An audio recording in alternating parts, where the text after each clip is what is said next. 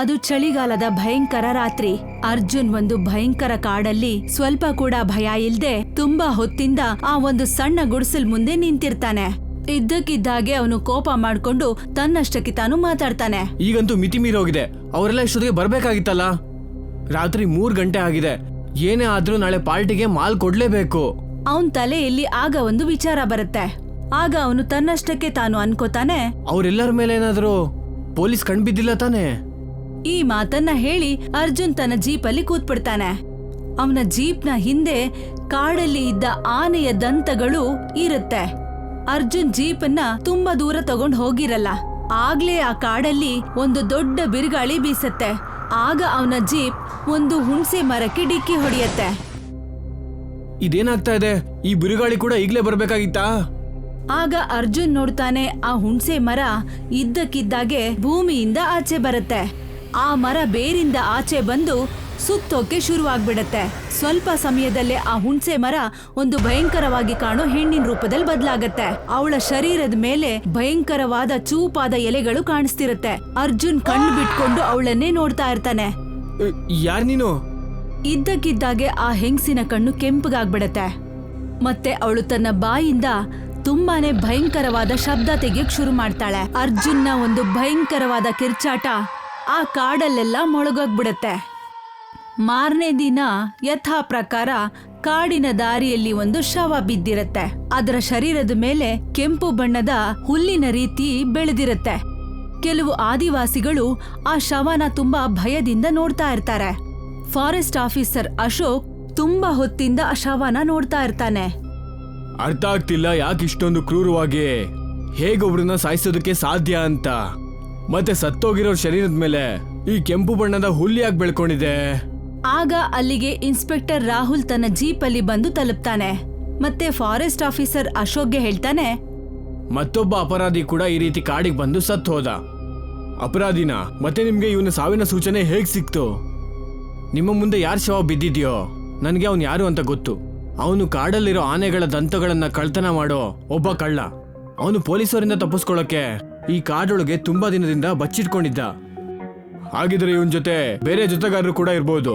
ನೀವಂತೂ ತುಂಬಾ ಹುಷಾರಾಗಿರ್ಬೇಕು ಶುಕ್ಜಿ. ಇವನ ಜೊತೆಗಾರರು ಇವನ್ನ ಹುಡ್ಕೊಂಡು ಇಲ್ಲಿ ತನಕ ಬಂದ್ರೂ ಬರ್ಬೋದು. ಮತ್ತೆ ನನಗದು ಇಷ್ಟ ಇಲ್ಲ.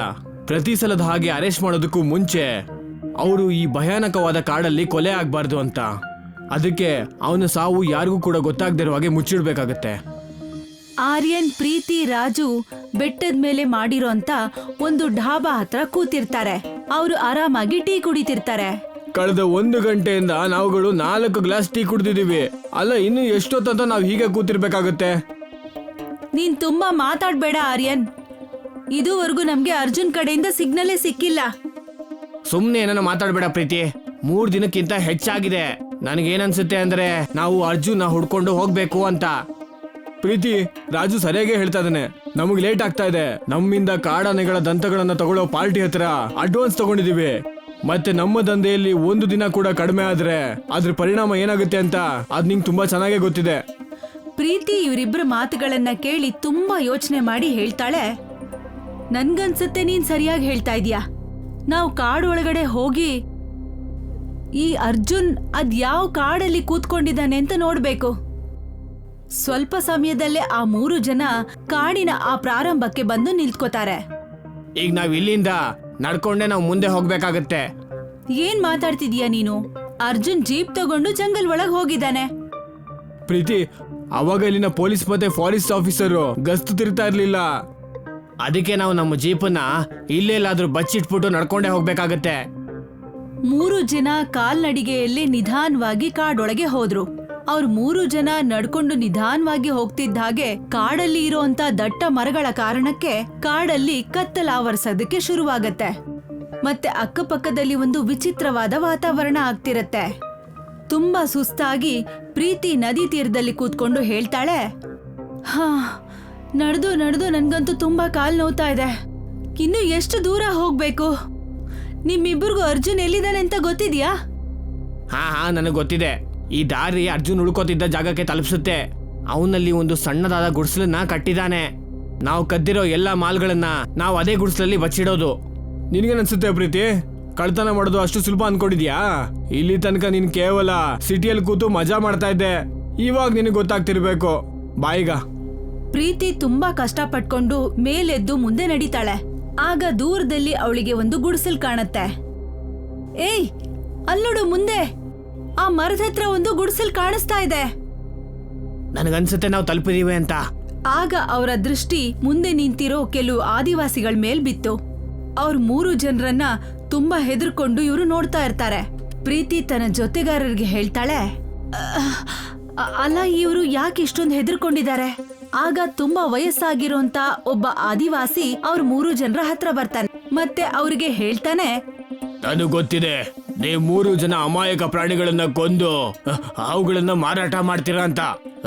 ಇನ್ನು ಸಮಯ ಇದೆ, ವಾಪಸ್ ಹೋಗ್ಬಿಡಿ. ನೀವ್ ಎಲ್ಲಿಗೆ ಹೊರಟಿದ್ದೀರೋ ಅಲ್ಲಿಂದ ಇದುವರೆಗೂ ಯಾರು ಕೂಡ ಜೀವಂತವಾಗಿ ವಾಪಸ್ ಬಂದಿಲ್ಲ. ಏನು ಹುಚ್ಚುಚ್ಚಾಗಿ ಮಾತಾಡ್ತಿದ್ಯಾ ನೀನು? ಆಗ ರಾಜು ತನ್ನ ಜೇಬಿಂದ ಪಿಸ್ತೂಲ್ ತೆಗಿತಾನೆ. ಸುಮ್ನೆ ಇಲ್ಲಿಂದ ಹೋಗ್ತಾ ಇರೋ, ಇಲ್ಲ ಅಂದ್ರೆ ನಾನು ಗುಂಡಾರ್ಸೋದಕ್ಕೆ ಚೂರು ಯೋಚನೆ ಮಾಡಲ್ಲ. ರಾಜು ಕೈಯಲ್ಲಿ ಪಿಸ್ತೂಲ್ ನೋಡಿ ಆ ವ್ಯಕ್ತಿ ಮುಗುಳ್ನಗ್ತಾ ಅಲ್ಲಿಂದ ಹೊರಟ್ಬಿಡ್ತಾನೆ.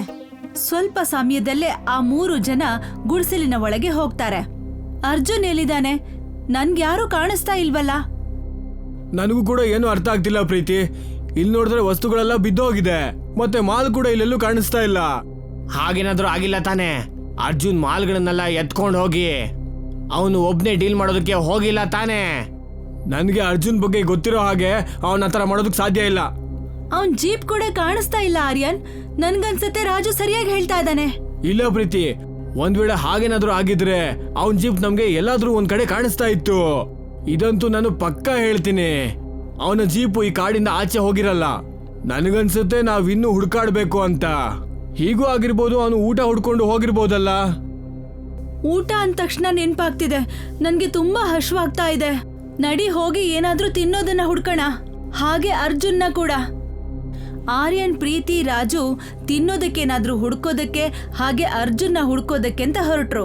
ಪ್ರೀತಿ ಒಂದು ದಟ್ಟವಾಗಿರುವಂತ ಹುಣಸೆ ಮರದ ಕೆಳಗಡೆ ನಿಂತ್ಕೊಂಡು ಅದನ್ನ ತುಂಬಾ ದೃಷ್ಟಿಸಿ ನೋಡ್ತಾ ಹೇಳ್ತಾಳೆ, ಓ ಮೈ ಗಾಡ್, ಎಷ್ಟು ಡೇಂಜರಸ್ ಆಗಿದೆ ನೋಡು ಈ ಮರ. ಇದ್ರ ಶೇಪ್ ನೋಡು, ಎಷ್ಟು ವಿಚಿತ್ರ ಮತ್ತೆ ಡೇಂಜರಸ್ ಆಗಿ ಕಾಣ್ತಿದೆ. ಪ್ರೀತಿ ಈ ಮಾತು ಹೇಳ್ತಿದ್ದ ಹಾಗೆ ಯಾವ್ದೋ ಒಂದು ಹೆಂಗ್ಸಿನ ಗಡಸಾದ ಧ್ವನಿ ಕಾಡಲ್ಲೆಲ್ಲ ಆವರ್ಸಕ್ ಶುರುವಾಗತ್ತೆ. ಇದ್ದಕ್ಕಿದ್ದಾಗೆ ಆ ಹುಣ್ಸೆ ಮರ ಸುಂಟ್ರ ಗಾಳಿ ಆಗಕ್ ಶುರುವಾಗತ್ತೆ. ಮತ್ತೆ ಸ್ವಲ್ಪ ಸಮಯದಲ್ಲೇ ಆ ಭಯಂಕರ ಮರ ಒಂದು ಸ್ತ್ರೀಯ ರೂಪದಲ್ಲಿ ಬದ್ಲಾಗ್ಬಿಡತ್ತೆ. ಮತ್ತೆ ಅವಳ ತಲೆ ಮೇಲೆ 16 ಕೊಂಬುಗಳ ತರ ಕಾಣುವಂತ ಸಾಕಷ್ಟು ಕೊಂಬುಗಳು ಇರುತ್ತೆ. ಪ್ರೀತಿ ಕಂಪಿಸೋಂತ ದನಿಯಲ್ಲಿ ಹೇಳ್ತಾಳೆ, ಯಾರ್ ನೀನು? ಹುಣ್ಸೆ ಮರದ ರಾಕ್ಷಸಿ, ಅಂದ್ರೆ ನಾನು ನಿನ್ನ ಮೃತ್ಯು. ಆ ಭಯಂಕರ ಹೆಂಗಸು ಈ ಮಾತನ್ನ ಹೇಳಿದ್ಲು.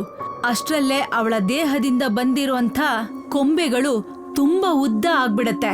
ಮತ್ತೆ ಆ ಕೊಂಬೆಗಳೆಲ್ಲ ಸೇರ್ಕೊಂಡು ಆರ್ಯನ್ನ ಕಟ್ ಹಾಕ್ಬಿಡತ್ತೆ. ಸ್ವಲ್ಪ ಸಮಯದಲ್ಲೇ ಆರ್ಯನ್ನ ಕಿರುಚಾಟ ಕಾಡಲ್ಲೆಲ್ಲ ಆವರಿಸತ್ತೆ. ಓ ಮೈ ಗಾಡ್, ರಾಜು, ಇವಳು ಆರ್ಯನ್ನ ಸಾಯಿಸ್ಬಿಟ್ಲು. ನನ್ಗನ್ನಿಸ್ತಿದೆ ಅರ್ಜುನ್ ಕೂಡ ಬದುಕಿಲ್ಲ ಅಂತ. ನೀನ್ ಸರಿಯಾಗಿ ಹೇಳ್ತಿದ್ಯಾ ಪ್ರೀತಿ, ನಿನ್ನ ಜೀವ ಉಳಿಸ್ಕೊಂಡು ಓಡೋಗಿಲ್ಲಿಂದ. ಗೊತ್ತಿಲ್ಲ ಇವಳು ಯಾರು ಅಂತ. ರಾಜು ಮತ್ತೆ ಪ್ರೀತಿ ಅಲ್ಲಿಂದ ಓಡಕ್ ಶುರು ಮಾಡ್ತಾರೆ. ಆಗ ಅವರ ಕಿವಿಗಳಿಗೆ ಇಮ್ಲಿಕಾಳ ಭಯಂಕರ ಶಬ್ದ ಕೇಳ್ಸಕ್ ಶುರುವಾಗತ್ತೆ. ಈ ಕಾಡು ನನ್ನ ಮನೆ, ಮತ್ತೆ ನೀವಿಬ್ರು ಕೆಟ್ಟ ಉದ್ದೇಶ ಇಟ್ಕೊಂಡು ನನ್ನ ಮನೆಗೆ ಬಂದಿದ್ದೀರಾ. ನೀವಿಷ್ಟಪಟ್ರು ಈ ಕಾಡಿಂದ ತಪ್ಪಿಸ್ಕೊಂಡು ಹೋಗೋದಕ್ ಸಾಧ್ಯ ಇಲ್ಲ. ಇದ್ದಕ್ಕಿದ್ದಾಗೆ ರಾಜು ಕಾಲು ಒಂದು ಬಂಡೆಗೆ ತಾಕತ್ತೆ ಮತ್ತೆ ಅವನು ಬಿದ್ದು ಹೋಗ್ಬಿಡ್ತಾನೆ. ಆಗ ಇಮ್ಲಿಕಾಳ ಶರೀರದಿಂದ ಬಂದಿರೋಂತ ಕೊಂಬೆಗಳು ರಾಜುನ ಕಟ್ಟಾಕ್ಬಿಡತ್ತೆ. ಮತ್ತೆ ರಾಜುನ ಶರೀರನ ಜೋರಾಗಿ ಕಟ್ಕೊಂಡು ಇಮ್ಲಿಕಾಳ ಹತ್ರಕ್ಕೆ ಎಳ್ಕೊಂಡು ಹೋಗತ್ತೆ. ತಕ್ಷಣ ರಾಜುನ ಶರೀರ ಬೆಳ್ಳಗಾಗ್ಬಿಡತ್ತೆ. ಮತ್ತೆ ಅವನ ಶರೀರದ ಮೇಲೆ ಕೆಂಪು ಬಣ್ಣದ ಹುಲ್ಲು ಬೆಳೆಯೋದಕ್ ಶುರುವಾಗ್ಬಿಡತ್ತೆ. ಪ್ರೀತಿ ಆದಿವಾಸಿಗಳು ಸಿಕ್ಕಿರ್ತಾರಲ್ಲ ಆ ಕಡೆ ಓಡೋದಕ್ಕೆ ಶುರು ಮಾಡ್ಬಿಡ್ತಾಳೆ. ಪ್ರೀತಿ ಒಂದು ಮರದ ಹಿಂದೆ ಮುಚ್ಚಿಟ್ಕೊಡ್ತಾಳೆ. ಆಗ ಅವಳ ಗಮನ ಆ ಮುದಿ ವ್ಯಕ್ತಿ ಮೇಲೆ ಬೀಳುತ್ತೆ. ಅವನು ಕೂಡ ಮರದ ಹಿಂದೆ ನಿಂತಿರ್ತಾನೆ. ಬಾಬಾ, ಅಲ್ಲ ಯಾರು ಆ ಭಯಂಕರ ಹೆಂಗ್ಸು? ಅವಳು ನನ್ನಿಬ್ರು ಸ್ನೇಹಿತರನ್ನು ನಿರ್ದಯಿಂದ ಸಾಯಿಸ್ಬಿಟ್ಲು. ನಾನ್ ನಿಮ್ಗೆ ಮುಂಚೆನೆ ಎಚ್ಚರಿಕೆ ಕೊಟ್ಟಿದ್ದೆ, ಆದ್ರೆ ನೀವ್ಯಾರು ಕೂಡ ನನ್ನ ಮಾತನ್ನ ಕೇಳಲೇ ಇಲ್ಲ. ಅದ್ರ ಫಲ ಈಗ ನಿಮ್ಮ ಸ್ನೇಹಿತ ಅನುಭವಿಸ್ತಾ ಇದ್ದಾನೆ, ಮತ್ತೆ ಈಗ ನೀವು ಕೂಡ ಅನುಭವಿಸ್ಲೇಬೇಕು. ನನಗೆ ಅಂದ್ರೆ ಏನ್ ಅರ್ಥ? ಎಷ್ಟೋ ವರ್ಷಗಳ ಹಿಂದೆ ಈ ಕಾಡಲ್ಲಿ ಒಬ್ಳು ಹೆಂಗ್ಸು ವಾಸ ಮಾಡ್ತಾ ಇದ್ಲು. ಅವಳಿಗೆ ಕಾಡಿನ ಪ್ರಾಣಿಗಳು ಅಂದ್ರೆ ತುಂಬಾನೇ ಪ್ರೀತಿ ಇತ್ತು. ಯಾವ ಹುಣಸೆ ಮರನ ನೀವು ರಾಕ್ಷಸಿ ಆಗೋದನ್ನ ನೋಡಿದ್ರು, ಆ ಹೆಂಗ್ಸು ಪ್ರತಿ ಸಲ ಅದೇ ಮರದ ಕೆಳಗಡೆ ಮಲ್ಕೋತಾ ಇದ್ಲು. ಮತ್ತೆ ಒಂದು ರಾತ್ರಿ ನಿಮ್ ತರನೇ ಸಿಟಿಯಿಂದ ದರೋಡೆಕೋರರು ಈ ಕಾಡಿಗೆ ಬಂದ್ರು, ಮತ್ತೆ ಕಾಡು ಪ್ರಾಣಿಗಳನ್ನ ಸಾಯಿಸೋದಕ್ಕಂತ ಶುರು ಮಾಡಿದ್ರು. ಅದನ್ನ ಪಾಪದ ಹೆಂಗ್ಸು ವಿರೋಧ ಮಾಡೋದಕ್ಕೆ ಅವರು ಅವಳನ್ನ ಸಾಯಿಸಿ ಅದೇ ಹುಣಸೆ ಮರದ ಕೆಳಗಡೆ ಬಿಸಾಕಿದ್ರು. ಹುಣಸೆ ಮರ ಉಸಿರಾಟ ಕಮ್ಮಿ ಮಾಡುತ್ತೆ. ಅಕಾಲಿಕ ಮೃತಿಯಿಂದ ಸತ್ತ ಆ ಹೆಣ್ಣಿನ ಆತ್ಮ ಆ ಹುಣಸೆ ಮರದೊಳಗಡೆ ಸೇರ್ಕೊಂಡ್ಬಿಡ್ತು. ಮತ್ತೆ ಒಬ್ಳು ರಾಕ್ಷಸಿಯಾಗಿ ಆ ದರೋಡೆಕೋರರನ್ನ ಸಾಯಿಸೋದಕ್ಕಂತ ಶುರು ಮಾಡಿದ್ಲು. ಆ ಮುದಿ ವ್ಯಕ್ತಿ ಈ ಮಾತನ್ನ ಹೇಳಿರ್ತಾನೆ. ಅಷ್ಟರಲ್ಲಿ ಇಮ್ಲಿಕಾ ದೇಹದಿಂದ ಬಂದಂತ ಕೊಂಬೆಗಳು ಮಿಂಚಿನಂತ ವೇಗದಲ್ಲಿ ಪ್ರೀತಿ ಹತ್ರಕ್ಕೆ ಬಂದ್ಬಿಡತ್ತೆ. ಮತ್ತೆ ಪ್ರೀತಿನ ಸುತ್ತಾಕೊಳ್ಳುತ್ತೆ. ಪ್ರೀತಿ ಕಿರ್ಚಕ್ ಶುರು ಮಾಡ್ತಾಳೆ. ನನ್ನನ್ ಬಿಟ್ಬಿಡು, ನನ್ನನ್ ಬಿಟ್ಬಿಡು, ಹೋಗಕ್ ಬಿಡು, ನಾನ್ ನಿನ್ ಕಾಡಲ್ಲಿ ಇನ್ನೊಂದ್ಸಲ ಬರೋದಿಲ್ಲ. ಆದ್ರೆ ಪ್ರೀತಿ ಕಿರ್ಚಾಟದಿಂದ ಏನು ಪ್ರಯೋಜನ ಆಗೋದಿಲ್ಲ. ಪ್ರೀತಿ ಆ ಇಮ್ಲಿಕಾ ಮುಂದೆ ಬಂದು ನಿಂತಿರ್ತಾಳೆ. ಪ್ರೀತಿಗೂ ಕೂಡ ಅದೇ ಗತಿಯಾಗತ್ತೆ.